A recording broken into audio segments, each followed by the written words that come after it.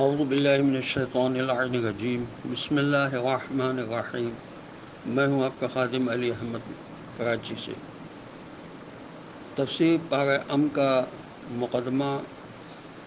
ابھی چل رہا ہے اور ہماری بات صفحہ نمبر 16 تک مکمل ہو گئی تھی۔ اب اس سے آگے جو اس تفسیر میں لکھا ہے مقدمے میں وہ میں پڑھ رہا ہوں۔ جناب سید ذوالفقار علی زیدی صاحب مقدمے میں فرماتے ہیں کہ ہم یہاں چند مثالیں پیش کرتے ہیں۔ قرآن میں اگر لفظ دنیا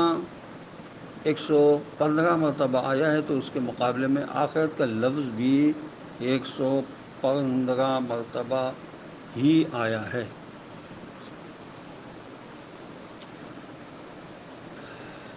اسی طرح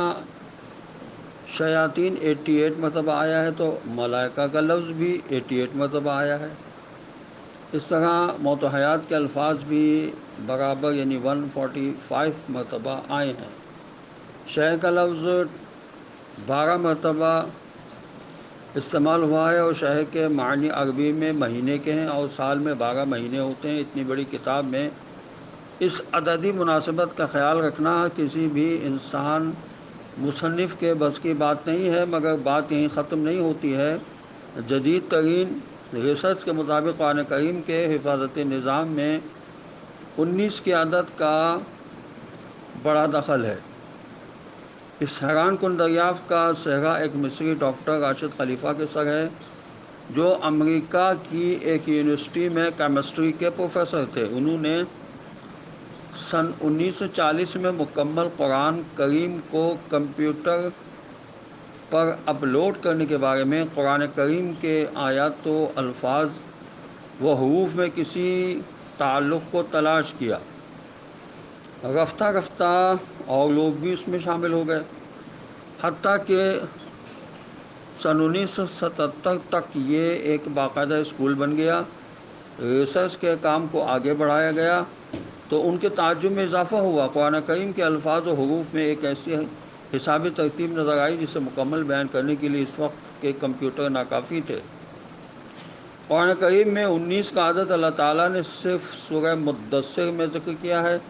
جہاں فرمایا کہ دوزخ میں ہم نے 19 محافظ مقرر کیے ہیں، اور ساتھ ہی قرآن کریم کی ہر سورہ بسم اللہ سے شروع ہوتی ہے، گویا اس کا تعلق بھی قرآن کے حفاظت نظام سے ہے، اور بسم اللہ کے حروف بھی 19 ہی ہیں، اور سورتوں کی تعداد 114 ہے جو 19 کا حاصل ہے۔ سورہ توبہ کے آغاز میں بسم اللہ نازل نہیں ہوئی، لیکن سورہ نمل کی آیت 19 میں بسم اللہ نازل کر کے اللہ تعالیٰ نے 19 کے فارمولے کی تصدیق کر دی۔ اگر ایسا نہ ہوتا تو شاید حسابی قاعدہ فیل ہو جاتا۔ اب آئیے حضور صلی اللہ علیہ وسلم پر اترنے والی پہلی وحی کی طرف۔ یہ سورہ علق کی ابتدائی 5 آیات میں ہے اور یہیں سے 19 کے اس حسابی فارمولے کا آغاز ہوتا ہے۔ ان 5 آیات کے 19 الفاظ ہیں۔ ان 19 الفاظ کے 76 حروف ہیں جو ٹھیک 19 ضرب 4 کا حاصل ضرب ہے۔ بات یہیں پر ختم نہیں ہوتی۔ جب سورۃ علق کے کل حروف کو دیکھا گیا تو عقل ورطہ حیرت میں پڑ گئی کہ اس کے کل حروف 304 ہیں، جو 4 × 4 × 19 کا حاصل ضرب ہے۔ سائنسدانوں کی عقل یہ دیکھ کر حیرت میں ڈوب گئی کہ قرآن پاک کی موجودہ ترتیب کے مطابق سورہ علق قرآن پاک کی 96 نمبر سورہ ہے۔ اب اگر آخری سورہ و ناس سے گنا جائے تو علق 19 نمبر پر ہے، اور اگر قرآن کی ابتداء سے دیکھا جائے تو پہلے 95 صورتیں ہیں جو ٹھیک 19 کا حاصل ضرب ہے۔ جس سے پتہ چلتا ہے کہ صورتوں کے آگے پیچھے رکھنے کا انتظام بھی خدا کی طرف سے ہے۔ جب پہلی سورہ کا ذکر ہوا تو اب آخری سورہ کا ذکر کیا جائے گا جو سورہ نصر ہے۔ یہ سن کر آپ کو حیرت ہوگی کہ اللہ تعالیٰ کی طرف سے اس صورت میں بھی 19 کا نظام برقرار ہے۔ پہلی وحی کی طرح آخری وحی بھی 19 الفاظ پر مشتمل ہے۔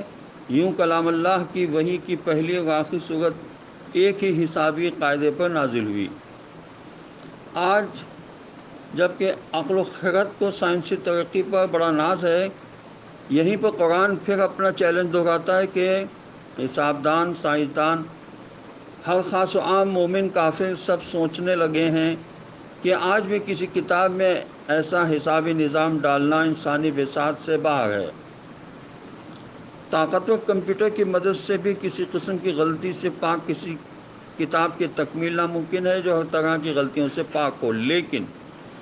1400 سال پہلے تو اس بات کا سوچنا ہی محال تھا۔ لہذا کوئی بھی صحیح القلب انسان اس بات کا انکار نہیں کر سکتا کہ قرآن کا حسابی نظام اللہ تعالیٰ کا ایک ایسا شاہکار ہے جس کا جواب قیامت تک نہیں ہو سکتا۔ ہم نے آپ کو مصری ڈاکٹر راشد خلیفہ کی تحقیق کو بیان کیا کہ قرآن میں ایک ایک حرف اس طرح موجود ہے کہ تھوڑا سا ادھر ادھر کیا جائے تو سارا حسابی نظام درہم برہم ہو جاتا ہے۔ ہم نے آپ کو بتایا کہ خداوند عالم نے 19 کے عدد کو سیکیورٹی عدد کے طور پر استعمال کیا ہے۔ کہنے کا مقصد یہ کہ خداوند عالم کے اس دین حق کو، اپنی سچائی اور حقانیت کو ثابت کرنے کے لیے ایسی کمزور دلیلوں کی ضرورت نہیں ہے جسے ہم لوگ آج کل فیس بک اور سوشل میڈیا پر پوسٹ کرتے ہیں، بلکہ خداوند عالم کا اعلان ہے کہ انا نحن نزلنا الذکر و انا لہ لحافظون، ہم نے اس قرآن کو نازل کیا ہے، ہم ہی اس کی حفاظت کرنے والے ہیں۔ اس تفسیر میں صورتوں کا اردو ترجمہ آیت اللہ شیخ محسن علی نجفی کا ہے، اور اس تفسیر میں مندرجہ ذیل تفاسیر سے مدد دی گئی ہے۔ تفسیر الکوثر آیت اللہ محسن علی نجفی، تفسیر نمونہ آیت اللہ ناصر مکارم شیرازی، اور تفسیر فی ظلال القرآن سید قطب شہید، تفسیر صحافی محمد بن مرتضیٰ المعروف ملا فیض کاشانی، ترجمہ مولانا تلمیذ حسنین رضوی مرحوم، تفسیر دور منصور علامہ جلال الدین سیوطی، تفسیر معارف القرآن مفتی محمد شفیع دارالعلوم کورنگی، تفسیر نور الثقلین سید ہاشم الرسولی محلاتی، تفسیر برہان سید ہاشم بن سلیمان بن اسماعیل الحسینی البحرینی، تفسیر ابن کثیر ابو الفدا اسماعیل عمر ابن کثیر الدمشقی، تفسیر فصل الخطاب آیت اللہ علی النقی النقوی نقن صاحب، تفسیر المیزان آیت اللہ محمد حسین طباطبائی، اور تفسیر فیضان الرحمن آیت اللہ محمد حسین نجفی۔ چونکہ یہ تفسیر اس عمر کے بچوں کے لیے ترتیب دی گئی ہے جو جماعت ہشتم سے لے کر 12ویں جماعت کے طلباء کے لیے ہے، اس لیے کوشش کی گئی ہے کہ زبان و مفاہیم سادہ اور سلیس زبان میں پیش کی جائیں۔ اب قارئین ہی بتا سکتے ہیں کہ ہم کس حد تک کامیاب ہوئے ہیں۔ انسان غلطی کا پتلا ہے، اگر کوئی غلطی نظر آئے تو از راہ کرم مطلع فرمائیں۔ کمال ناشکری ہوگی اگر میں اپنے محسنین اور شفیق اساتذہ مرحوم حجت الاسلام والمسلمین شہید شیخ محمد ایوب انصاری اور حجت الاسلام والمسلمین شہید آقائے شیخ محمد سلطانی اعلی اللہ مقامہ کا ذکر نہ کروں، جن کے محضر سے فیضیاب ہو کر اس خدمت کے قابل ہوا۔ والسلام، سید ذوالفقار علی زیدی R25 گلستان سوسائٹی کراچی۔ تقریض ان ھذا القرآن یہدی للتی ہی اقوم، قرآن مجید وہ آخری صحیفہ ربانی، وہ دائمی نوید حیات بشر، وہ لازوال کلام خالق دو جہاں، وہ بے مثال فصاحت و بلاغت کا معجزہ، اور وہ منفرد عرشی پیغام جو سرور دو عالم حضرت محمد مصطفیٰ صلی اللہ علیہ وسلم کے قلب نازنین پر نازل ہوا، جس میں کسی قسم کے شک و شبہ کی کوئی گنجائش نہیں ہے، اور جس کی شان یہ ہے کہ ذالک الکتاب لا ریب فیہ، یہ وہ کتاب ہے جس میں کوئی شک نہیں ہے۔ جو شخص بھی اس کتاب ربانی کی فصاحت و بلاغت پر غور کرے گا، اس کے مطالب کا عمیق مطالعہ کرے گا، اس کے بیانات کی ندرت کو دیکھے گا، اس کی تمثیلات پر نگاہ ڈالے گا، اس کی سلاست بیان پر توجہ دے گا، اس کی اعجازی شان کو ملاحظہ کرے گا، اور اپنے دل و دماغ کو بغض و عناد و تعصب و تنگ نظری سے پاک کر کے اس کی آیات پر تدبر و تفکر کرے گا، اسے اس بات میں ہرگز کوئی شبہ نہیں رہے گا کہ یہ مالک دو جہاں کی طرف سے ہدایت بشر کے لیے بھیجا جانے والا صحیفہ ہے۔ خالق کائنات نے اپنے محبوب ترین خاتم الانبیاء حضرت محمد مصطفیٰ صلی اللہ علیہ وسلم کے ذریعے سے تمام بنی نو انسان کی ہدایت و رہنمائی کے لیے نازل فرمایا ہے۔ کفار و مشرکین مکہ جو سرکار دو عالم حضرت محمد مصطفیٰ صلی اللہ علیہ وسلم کی مخالفت میں اس قدر سرگرم تھے کہ حضور اکرم صلی اللہ علیہ وسلم کی جان کے درپے ہو گئے تھے، انہیں بھی یقین تھا کہ آپ جو کلام سنا رہے ہیں یہ کسی انسان کا کلام نہیں ہے، جس کا واضح ثبوت یہ ہے کہ اہل عرب نے خانہ کعبہ میں اپنے مشہور شعراء کے 7 قصائد 7 معلقات جنہیں وہ اس قدر اہم قرار دیتے تھے، سنہرے حروف سے لکھوا کر اللہ کے گھر پر آویزاں کر رکھا تھا، اور ان کا زوم تھا کہ کوئی شخص اس جیسا کلام ہی نہیں لا سکے گا۔ مگر جب اسی جگہ قرآن مجید کا مختصر سورہ انا اعطیناک الکوثر آویزاں کر دیا گیا تو اس کی فصاحت و بلاغت، سلاست بیان اور جامعیت کو دیکھ کر ان لوگوں نے وہاں سے اپنے اپنے قصائد اتار لیے، اور سورہ کوثر جو وہاں آویزاں کیا گیا تھا اس کے بارے میں اعلان کر دیا کہ ما ھذا کلام البشر، یہ کسی بشر، کسی انسان کا کلام نہیں ہے۔ لو انزلنا ھذا القرآن علی جبل لرأیتہ خاشعا متصدعا من خشیۃ اللہ وتلک الامثال نضربها للناس لعلہم یتفکرون۔ سورہ حشر کی آیت نمبر 12 ارشاد ہوا کہ اگر ہم اس قرآن کو کسی پہاڑ پر نازل کرتے تو تم اسے دیکھتے کہ اللہ کے خوف سے وہ ٹکڑے ٹکڑے ہو جاتا، اور ہم یہ مثالیں لوگوں کے سامنے اس لیے پیش کرتے ہیں کہ شاید وہ غور و فکر کریں۔ یہ سورہ حشر کی آیت نمبر 12 ہے، اور اس آیت سے اندازہ کیا جا سکتا ہے کہ سرکار دو عالم خاتم الانبیاء حضرت محمد مصطفیٰ صلی اللہ علیہ وسلم کے قلب مبارک کی عظمت و جلالت کا، جس پر خداوند عالم نے یہ عظیم الشان کتاب نازل فرمائی ہے، جیسا کہ ارشاد قدرت ہے وَإِنَّهُ لَتَنزِيلُ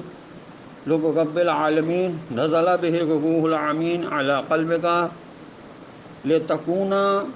مِنَ الْمُنذِرِينَ۔ سورہ شعراء کی آیت نمبر 192 سے 194 تک۔ اور حقیقت یہ ہے کہ یہ رب العالمین کی طرف سے نازل ہوا ہے، جسے جبریل امین نے آپ کے قلب پر اتارا تاکہ آپ متنبہ کرنے والوں میں سے ہوں۔ حضور اکرم صلی اللہ علیہ وسلم کے قلب نازین پر قرآن نازل ہوا، اور ان کا ارشاد گرامی ہے کہ اس میں شک نہیں کہ یہ قرآن ایسا ہے گویا اللہ کی طرف سے آنے والا خوان نعمت، لہذا اس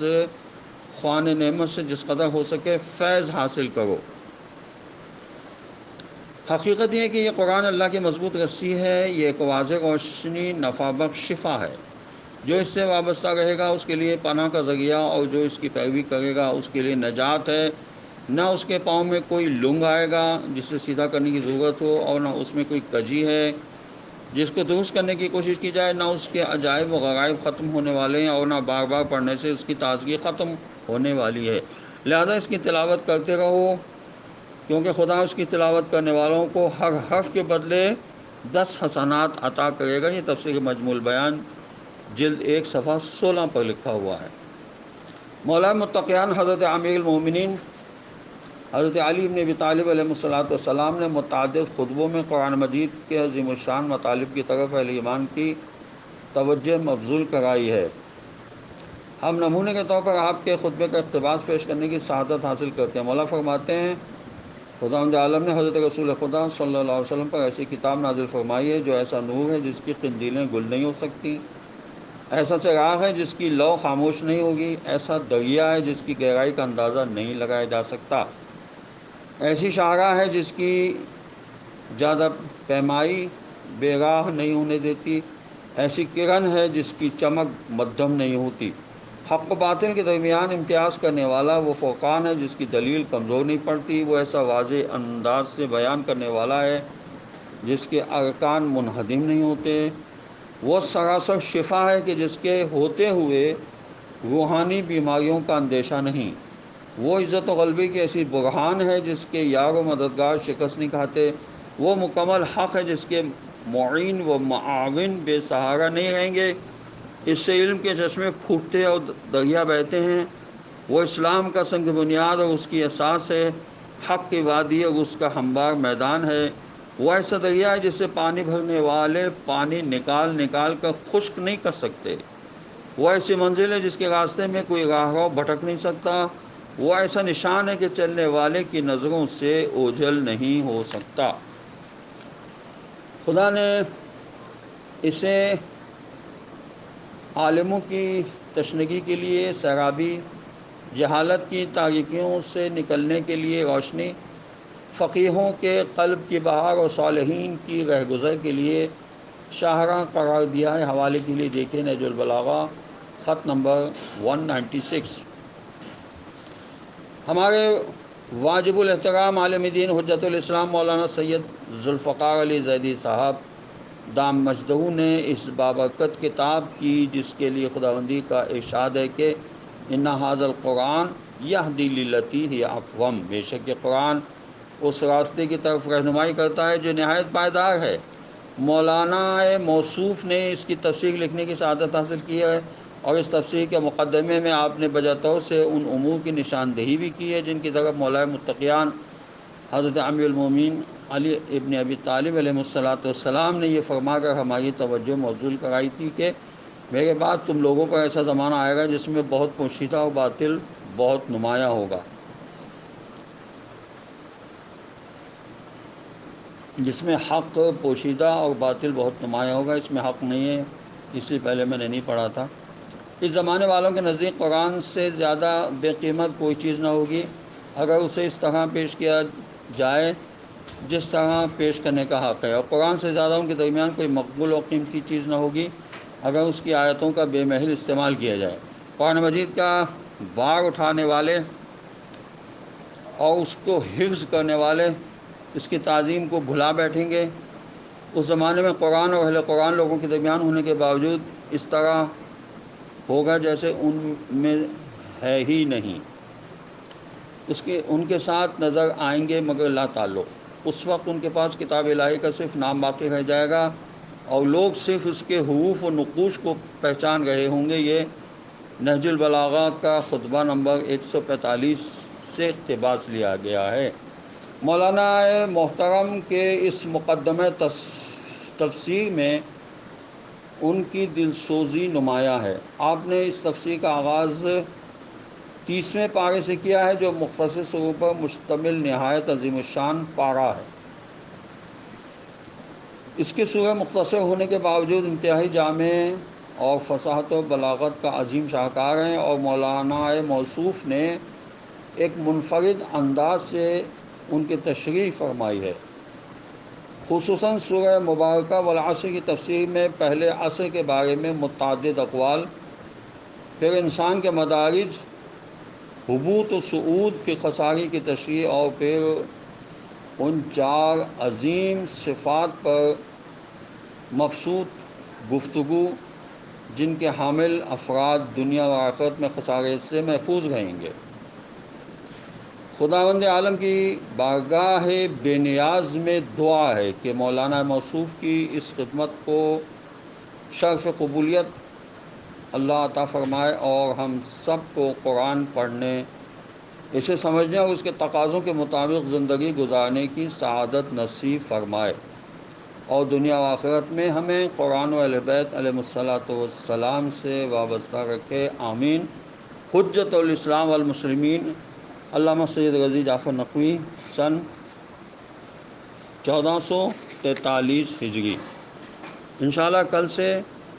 سورۃ النبا کے بارے میں انشاءاللہ پڑھوں گا، خدا نے اگر توفیق عطا فرمائی۔ والسلام علیکم ورحمۃ اللہ وبرکاتہ۔